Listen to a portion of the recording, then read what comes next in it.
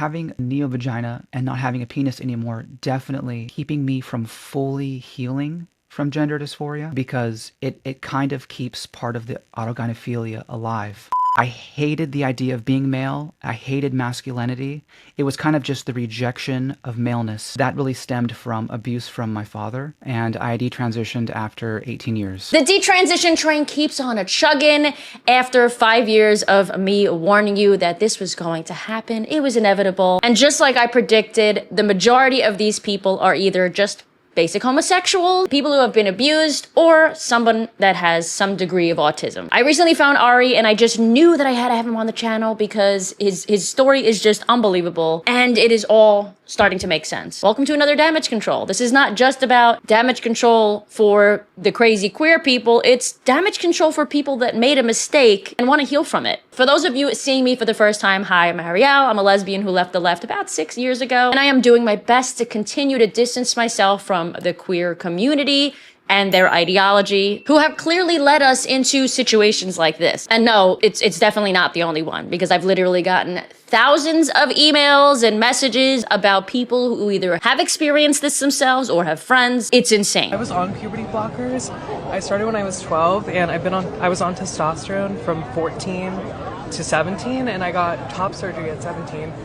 As a former child transitioner, I'm just appalled that people have anything to question you about. Honestly, none of this should have happened.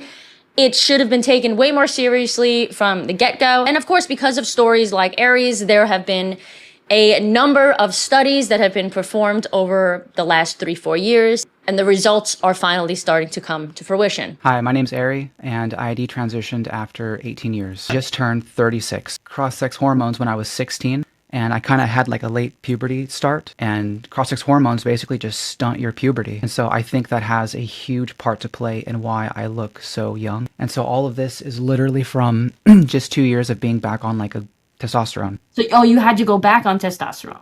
Your body doesn't naturally produce it anymore? No. Was there anything happening that could have been misdiagnosed as gender dysphoria? Disturbing childhood, a lot of abuse in the family, a lot of neglect, emotional neglect. My family's been through, and my father was a piece of work. When I was about 14 or 15, gender dysphoria, it came in and it hit really hard, and my whole life kind of fell apart. I was dealing with depression, anxiety, didn't talk to my parents. My mom was always incredibly emotionally unavailable. I never did really well in school. They never encouraged me to do well in school. I didn't really have an understanding of what the future could possibly be for you. Yeah. You didn't feel like there was a way out, and even if there was, you didn't see a future. Maybe you felt like this was a way out. I think that's kind of one of the common themes about transition. It's when people are incredibly vulnerable, they're in very low spots, they don't know what's happening to them, negative thought patterns and rumination spirals are happening. We don't know what we're feeling when we're teenagers. That's why it's such a rough time for adolescence. And so I had no idea what I was feeling, why I was feeling it. Came to the conclusion, I'm I wish I was a girl. My life would be easier if I was a girl. Are you gay? I'm bisexual. Okay. And I'm exploring the possibility of how much AGP kind of plays into that bisexuality. I mean, I was also a really sensitive kid. I'm definitely on the autism spectrum. A lot of internalized homophobia. Right. And so there was, the idea of dating a guy as a guy just seemed literally impossible to me. But before I have to say any more, I do have to thank today's sponsor, Hypnosio, because at least I'm losing weight and not losing sleep, even though these stories make me upset. Hypnosio is a revolutionary self-hypnotherapy app designed to transform your weight loss journey by addressing the root causes of weight management challenges. Traditional weight loss methods alone only goes so far. Hypnosio helps you harness the power of your mind. And let's be real, sitting in my chair all day doesn't help me lose weight. Being insanely busy, especially because it's June and Pride Month, and I don't always have enough time to exercise as much as I want to. So this has been a golden ticket for me. Guided hypnotherapy sessions help you identify and release underlying patterns that may be holding you back, while helping you build and maintain a healthier relationship with your body. Whether you're struggling with emotional eating, poor eating habits, or maintaining long-term weight loss success, Hypnosio has you covered. Hypnosio provides a science-backed approach to sustainable weight management. People using hypnotherapy lose up to 2 times the amount of weight compared to people that are using traditional methods alone. Click the link in my description below and use code Arielle for 15% off your first subscription with Hypnosio. And as always, make sure you go and support brands that support our morals and this channel. The more I latched onto this idea of transition kind of solving all of your problems, right? That's kind of one of the main themes I see is I've seen what, 5 or 6 therapists over the last 20 years. I've seen like 4 psychiatrists and like 5 doctors. None of them helped me dig into my past and understand my trauma. I had to do that shit myself.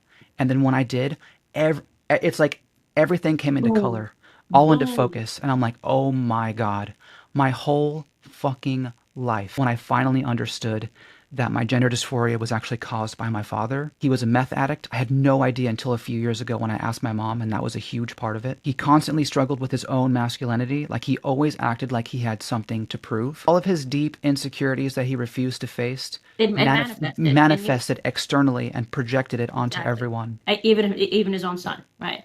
I always remembered being absolutely terrified and hating being around my father. I developed this really intense coping mechanism of just disassociating, because if I wouldn't respond the right way, he would provoke me. Be a man, like say something, be a man. And I can't run away and I can't fight. And like fawning or complimenting him wouldn't do anything because his outbursts were so sporadic because of the meth withdrawals, and I had no idea what was happening.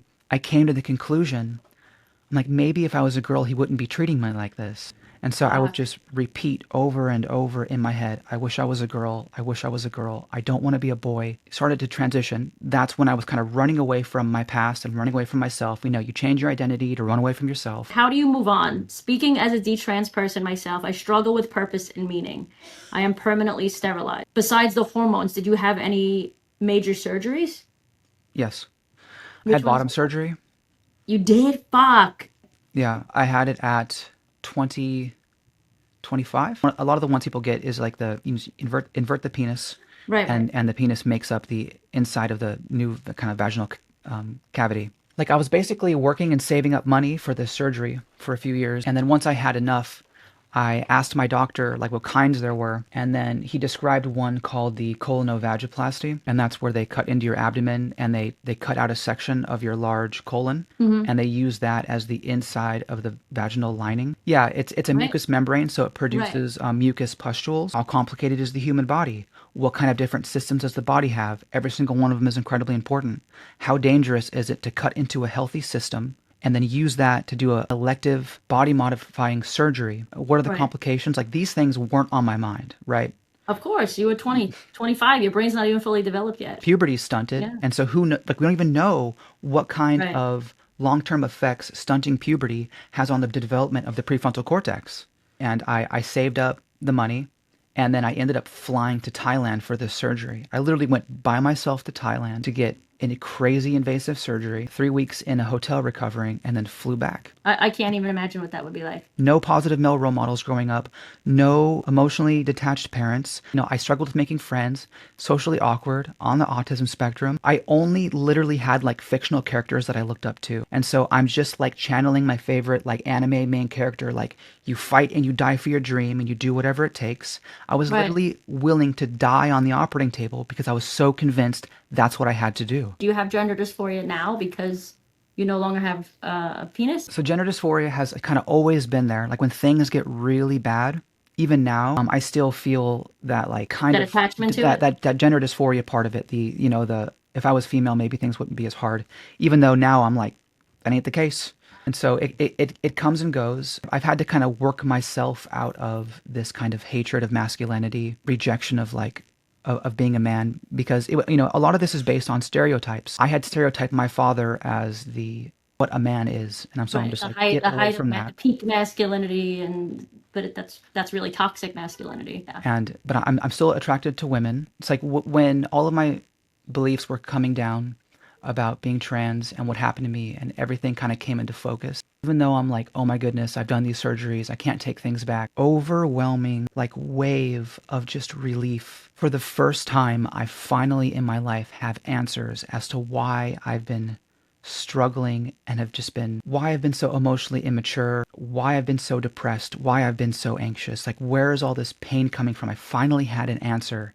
And that allowed me to let most of it finally go. And I just felt relief. Coming from all this, having all this trauma growing up, bringing it with you to quite literally having to cut off some of it wound up being, there's a silver lining to that, right? It wound up helping you figure out where all the pain was originating from, and potentially how to handle yourself and where you're at now in this body. I don't think this is a sad story. I think it's sad what happened, but I think, to me, it's only a sad story if it continues to be sad. Yeah. And I think this video will touch a lot of people and help a lot of people, which is a good thing. Now, so I want to thank you for sharing your story. I will have you link in the description below so people can follow you. Are you single right now? No. I've been with someone for 12 years. We actually met. Wow. The same person? Yeah, we met a week before I flew to Thailand. That's crazy. Yeah. So is a guy, I'm assuming? A girl. Or a girl. Wow. Yeah. Thank you so much to everybody that watched the video till the very end. I appreciate you guys. Give it a big thumbs up if you enjoyed it, and make sure you subscribed to me if you haven't already. Go and check out Ari, of course. His journey is amazing and he's inspiring a ton of people to just be themselves and get the help you need without actually having to transition and make a huge mistake. As always, go and check out Hypnosio. Other than that, I will see you guys back here in a few days with a brand new video. Until then, I love you, love yourselves. Keep calling out the bullshit. Bye.